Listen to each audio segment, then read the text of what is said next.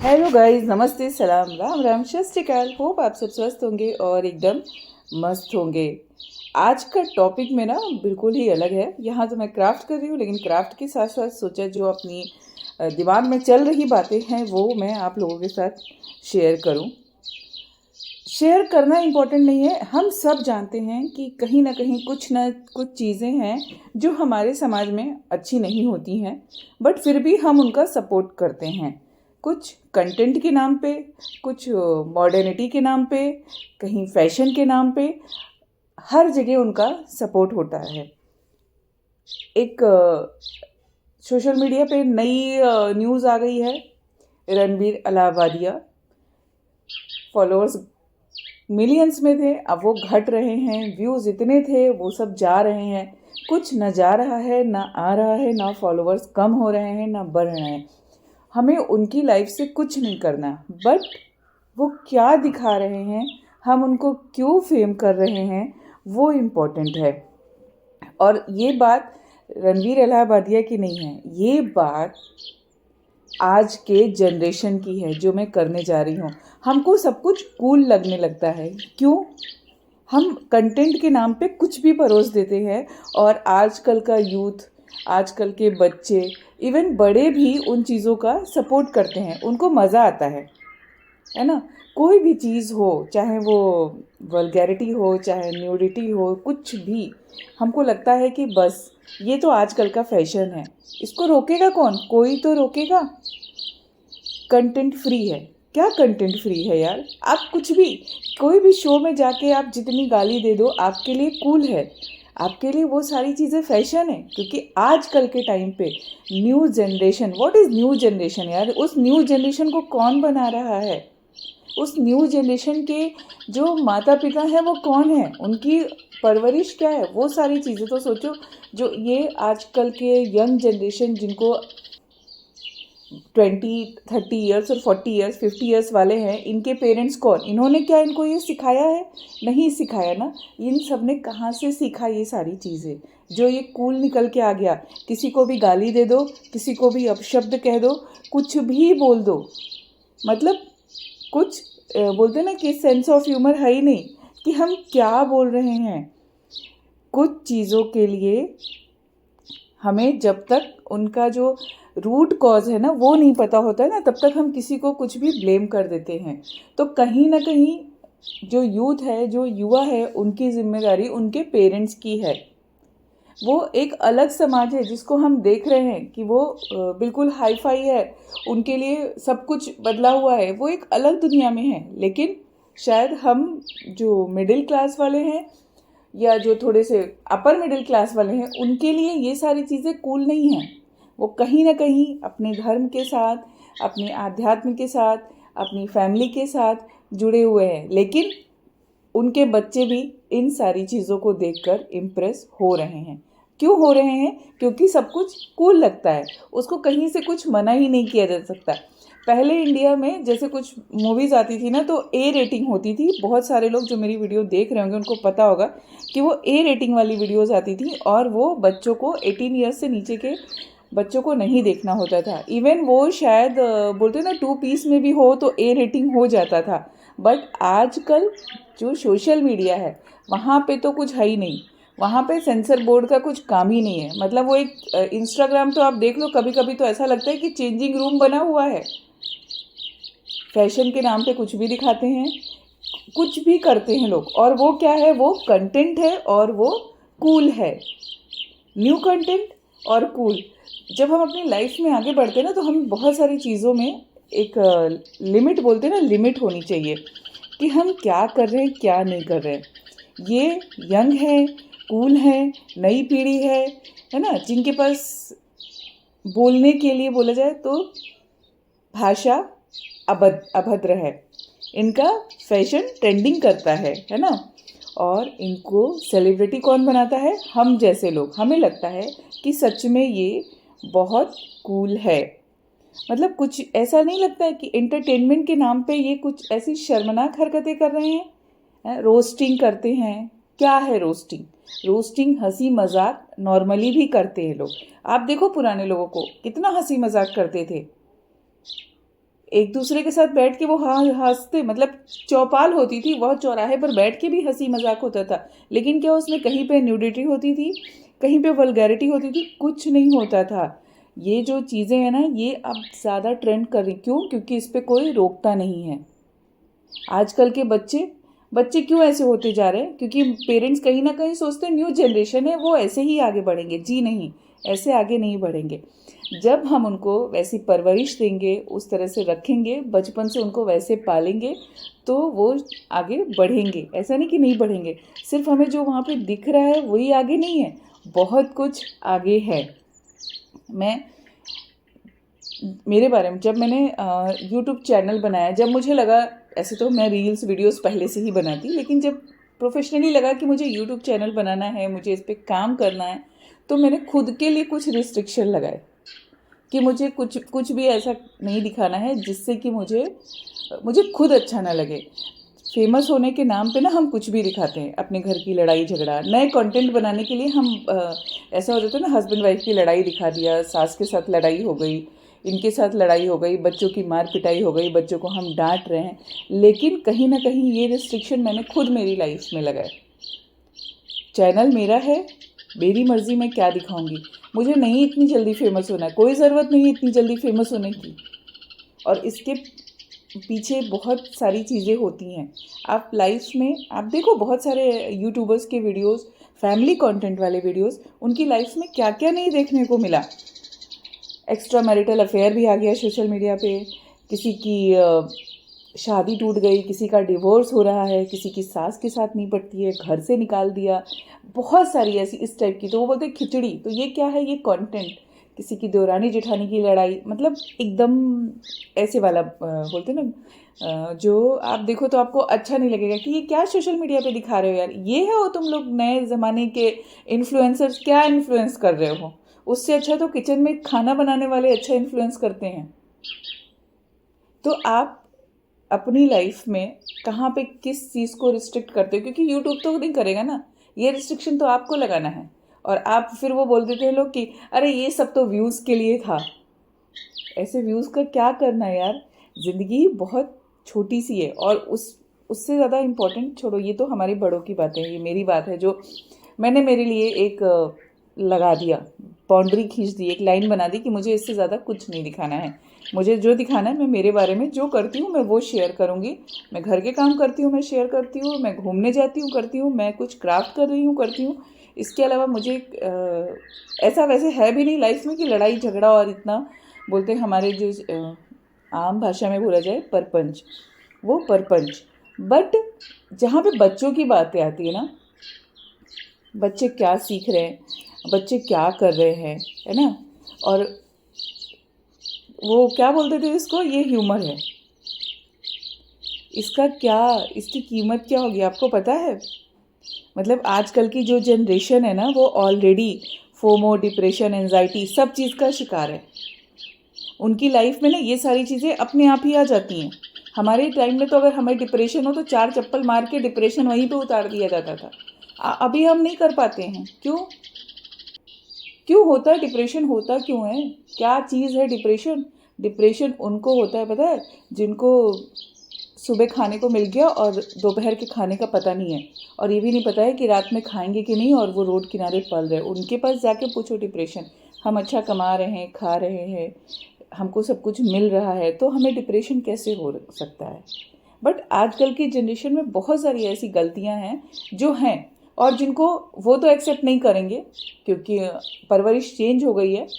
But कहीं ना कहीं हमारी रिस्पॉन्सिबिलिटी बनती है, हमें करना होता है इन सब चीज़ों को, पेरेंट्स को करना होता है।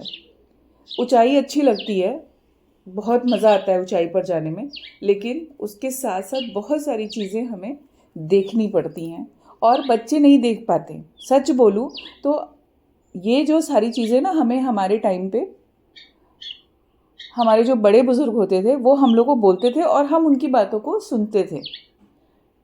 तो ऐसा होता था कि वो बातें ना हमें कहीं ना कहीं काम आती। आज भी जीवन में ना वो सारी बातें मुझे कहीं ना कहीं पे स्ट्राइक कर जाती हैं कि किस लिए भूली गई थी। कोशिश हमारी ये होनी चाहिए कि हम हमारे बच्चों को ऐसी चीज़ें सिखाएं, ऐसी चीज़ें दें जो कि उनके काम आए। कुछ साल पहले जो बच्चे छोटे बच्चे होते थे ना, जब वो रोएंगे, जब वो किसी चीज़ की ज़िद करेंगे, तो फ़ोन तो नया नया आया था भाई। हमारे टाइम में तो फ़ोन था नहीं। हमारे तो मेरी तो शादी के बाद ही मुझे फ़ोन मिला है, वो भी पहले वो नोकिया फ़ोन, फिर वो फ़ोन एंड्रॉयड तो काफ़ी बाद में आया है। तो अब जो जनरेशन आ गई है ना, बच्चे रोते हैं ना ज़रा सा, कुछ टाइम पहले तो कुछ ज़्यादा ही था, तो लो भैया फ़ोन पकड़ा दिया, टीवी में राइम्स लगा दिया। ये बच्चे को ना वही अच्छा लगता है। बच्चे को फिर माँ बाप नहीं अच्छे लगते। कुछ बोला नहीं कि ये पकड़ा दिया, क्योंकि हमें भी शांति है भाई, पेरेंट्स को भी शांति हो गई है। बच्चा अपना काम कर रहा है, हम अपना काम कर रहे हैं, क्योंकि हम उस दुनिया में बिजी हो गए। धीरे धीरे अब वापस होता जा रहा है। पता है अभी क्या आ रहा है? बच्चों को फ़ोन मत दो, बच्चों को फ़ोन से दूर रखो। इससे इनकी मेंटल हेल्थ को इशू होता है, इससे इनका एंजाइटी लेवल बढ़ता है। हो रहा है ना यही चीज़ें। तो किसी भी चीज़ की अति हो जाती है ना, तो वो बहुत बुरी होती है। एक कहानी बताती हूँ, बहुत पहले मैंने सुनी थी, किसी ने सुनाई थी मुझे, कि एक पिंजरे में ना 2 तोते रहते थे। तो एक दिन पिंजरा खुल गया। पिंजरा खुल गया तो एक तोता बाहर निकल के उड़ गया। तो उसने दूसरे तोते को बुलाई। दूसरा तोता थोड़ा आगे गया, फिर पिंजरे के पास वापस आ गया। फिर जो तोता आगे उड़ रहा था, उसने उसको बोला कि तुम क्या डरपोक क्यों, चलो उड़ो, मेरे साथ चलो। वो तोता सोचा, फिर थोड़ा उसके पीछे पीछे गया, फिर वापस आ गया। वो पहला तोता जो आगे बढ़ के जा रहा था, उसने बोला क्यों डरते हो, चलो आओ हम दोनों साथ में जाएंगे। अभी पिंजरे में साथ में थे, बाहर भी साथ में जाएंगे। फिर जो दूसरा तोता था वो वापस पिंजरे में आ गया, और पहला तोता उड़ गया। वो उड़ के गया वापस, आकाश में उड़ता रहा। फिर आंधी वांधी आई, बिजली कड़की, बारिश हुआ, अपने को संभाल नहीं पाया और वो मर गया। दूसरा तोता पिंजरे में सेफ था। अब इस कहानी से दो चीज़ें, दो दो मॉरल मिलते हैं। या तो आप लाइफ में रिस्क लो, जो होना है सो होगा। या दूसरी, कि जहाँ की हमें पता नहीं है, हमें दुनिया के बारे में पता नहीं है, तो हम अपनी दुनिया लिमिटेड ही रखें। हम उतने ही अंदर में जाएं, उतने ही दूरी में रहें जहाँ से हम वापस आ सकें। अगर वो तोता बहुत दूर नहीं जाता तो वापस अपने पिंजरे में आ जाता, लेकिन वो उड़ता गया उड़ता गया उड़ता गया, और फिर वो कुछ भी सोचते नहीं है। हम बोलते जाते हैं, हम करते जाते हैं, हम देखते जाते हैं, लेकिन उसका रूट कॉज है वो नहीं देखते हैं। आजकल का जो समाज हो गया है, वल्गैरिटी, सक्सेस के नाम पे अब्यूज़, आप जो बोलते हैं ना कि डी जनरेटिव कल्चर, आजकल का यूथ ज़्यादा सोचता ही नहीं है कम समय में कितनी जल्दी हम फेमस हो जाएं। वो पहले के टाइम पे बोलते थे ना, आप लंबी लंबी हाँकना, तुम हाँको मैं लपेटता हूँ, तो हर कोई नहीं हाँकता था। बट आजकल हर कोई हाँकने में लगा हुआ है, क्योंकि सबको फेमस होना है, सबको एक अपनी अलग इमेज बनानी है। और वो इमेज कैसे क्रिएट हो रही है उसके पीछे नहीं जाते, उसके पीछे ज़्यादा सोचना ही नहीं है कि हम क्या कर रहे हैं, किस तरह के शब्दों का यूज़ कर रहे हैं, क्योंकि वो कूल हो गया है। वो कुछ क्राइम भी करते हैं तो वो यूनिक हो गया है।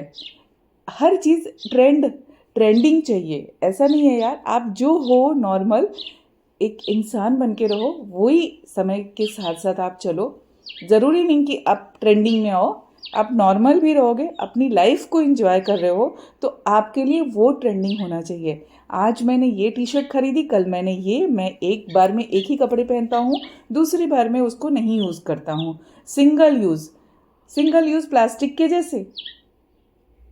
मतलब धीरे धीरे जो समाज है वो कहाँ से कहाँ पर जा रहा है, क्या क्या चीज़ें चेंज हो जाती हैं। जब वो, आपको एक बात बताती हूँ, जब वो जिम में जाने वाला लड़का, कोई भी जो जिम जा रहा हो, टी शर्ट पहना है, स्टाइल मार रहा है, वो सब उसके लिए एक फैशन सेंस है। लेकिन वो पेड़ पे लटकता हुआ लड़का जो वहीं पे रोड साइड में जिम कर रहा है, वो छपरी हो जाता है। क्यों? क्योंकि यूथ की सोच जो है ना वो बिल्कुल बदल गई है। लेकिन उनको सही दिशा में लाने के लिए किसी न किसी को तो आगे आना पड़ेगा। हर किसी को अपने घर में अपने बच्चों के साथ समय स्पेंड करना बहुत इम्पॉर्टेंट है। वो क्या देख रहे हैं, क्या कर रहे हैं।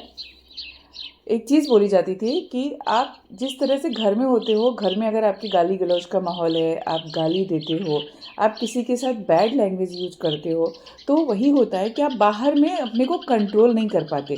तो बचपन से शब्दों पे ध्यान देना वो इम्पॉर्टेंट होता था, कि बच्चे क्या देख रहे हैं, क्या सीख रहे हैं, कैसी संगति में हैं।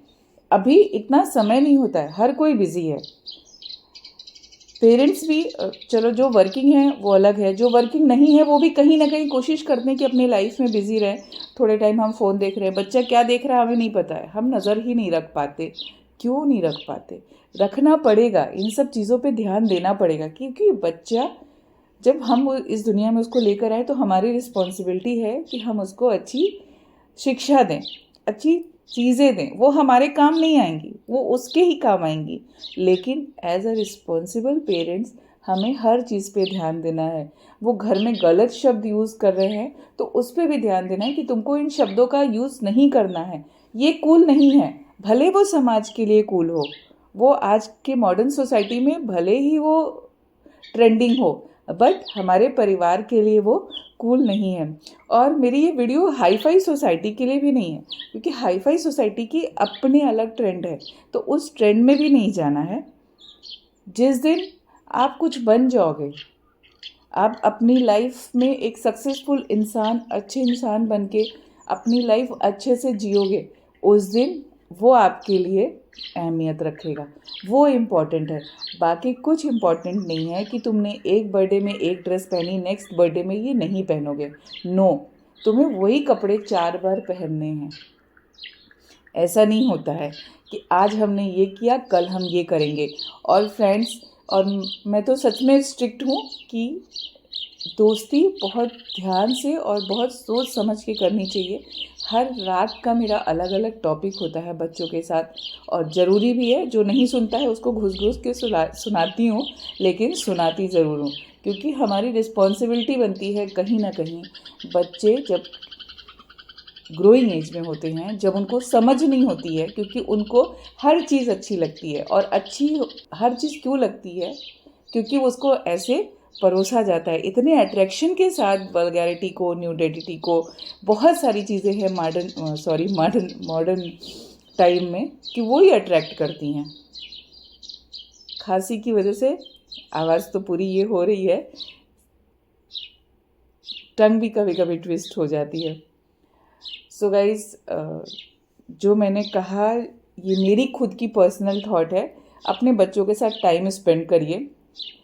बच्चे नहीं समझ सकते हैं कि आगे क्या होने वाला है, और जब हम उम्र के इस पड़ाव पे हैं, जब हमने 40-45 साल उम्र अपनी बिता दी है, तो हमें बहुत सारी चीज़ों का एक्सपीरियंस हो जाता है।